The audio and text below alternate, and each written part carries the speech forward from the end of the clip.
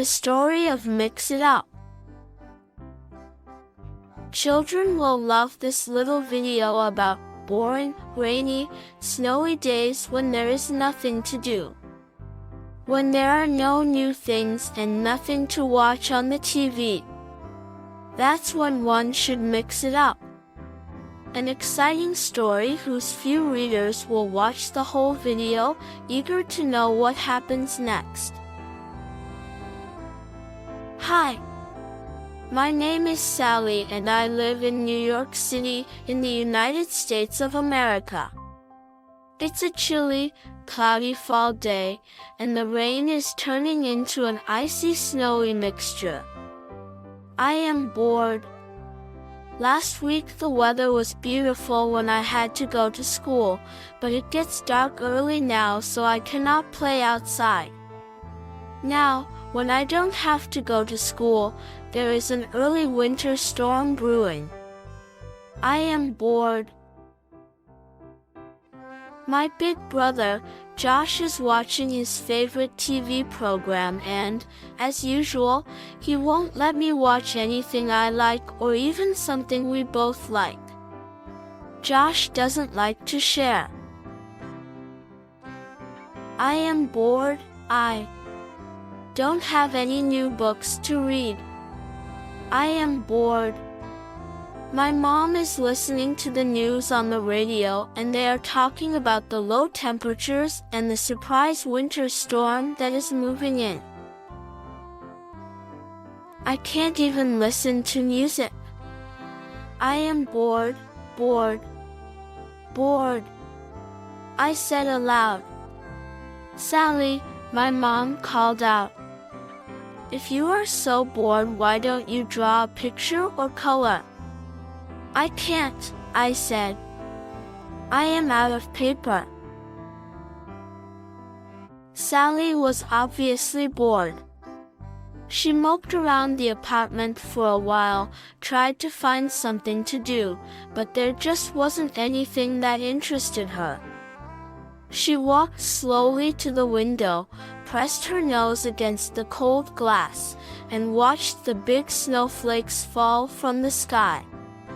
She looked down and saw that they were already starting to cover the street and sidewalk. Oh, what a terrible day. I am so bored, she said with a sigh. She stayed close to the window and watched some birds land on the telephone wires below her apartment. They look bored too, she said to herself.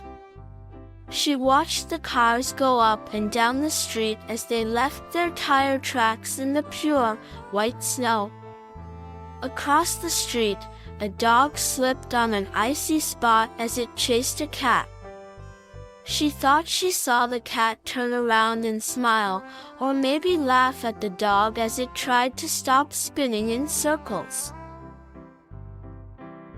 She giggled as the dog started running but couldn't go anywhere. Its legs were moving, but on the ice, its feet just kept on sliding over the same spot. Josh, you have to see this, she called out. But there was no reply. The snow was coming down faster and faster. Soon it was really deep. She saw people with shovels trying to clean the sidewalk or an area next to the street so they could park their car.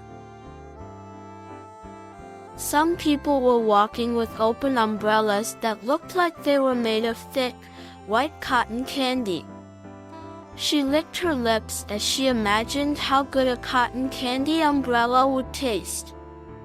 Again, she saw the cat and dog slipping and sliding on the slippery sidewalk. She thought for a second and tried to say, slipping and sliding on the slippery sidewalk, 3 times very fast without making a mistake. Wow! That is hard, she thought to herself. Farther up the street, she saw a man with 2 little boys starting to roll little balls of snow into big ones.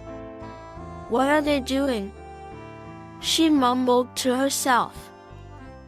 She watched them for several more minutes as they stacked the balls of snow on top of one another. She pressed her nose against the window for a closer look. A snowman, she shrieked with joy. They are building a snowman. Mom, can I go out and play? Sally yelled out to her mother. Dress warm, her mother replied. Be sure to stay close and come in before dark. In under a minute, Sally was outside playing with her friends and having a lot of fun. Oh, she wasn't bored anymore either. The afternoon passed and Sally's mother knew she would be coming in soon. She also knew that she would probably be chilly and would appreciate a hot cup of cocoa. Her mother thought for a second as she looked out the window to check on Sally. All of a sudden, Josh heard his mother laughing. Josh, you have to come and see this, she chuckled. He did, and they both laughed at the dog chasing the cat and slipping and sliding on the slippery sidewalk. Josh, I am going to make some hot cocoa for your sister when she comes in. Would you like a cup? You bet, replied Josh. His mother always made the best hot cocoa. Now let me see. Which special recipe should I use from my pick and sip hot cocoa recipes? Their mother thought as she looked over their favorites. Pick and sip hot cocoa. Basic hot cocoa ingredients: makes about 2 large or 3 medium-sized servings, 1/8 cup cocoa powder, 1/4 cup sugar, 1/8 teaspoon salt, 3 tablespoons water, 2 cups milk, 1/2 teaspoon vanilla extract. Hot cocoa. Directions: in a medium-sized pot, mix together the cocoa powder, sugar, and salt. Stir in water. Cook over medium heat and stir it constantly until it starts to boil.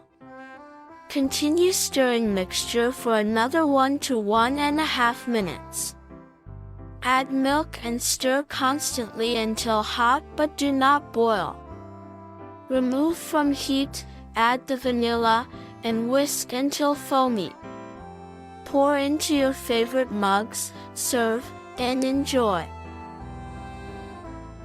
Pick and sip variations. Add the following ingredients when you mix in the vanilla extract: Pirate's Pleasure, 1 splash of ground cinnamon, and 1 splash nutmeg. What's a splash? About 1/2 of a 1/8 teaspoon. Local mocha cocoa, 1 teaspoon instant coffee. Southern Belle, 1/4 teaspoon mint extract. Fruit Frenzy, 1/4 teaspoon of your favorite fruit extract. Like orange or cherry. Northwoods, 1/4 teaspoon maple syrup. Busy Bee, 1/4 teaspoon honey. Hot cocoa.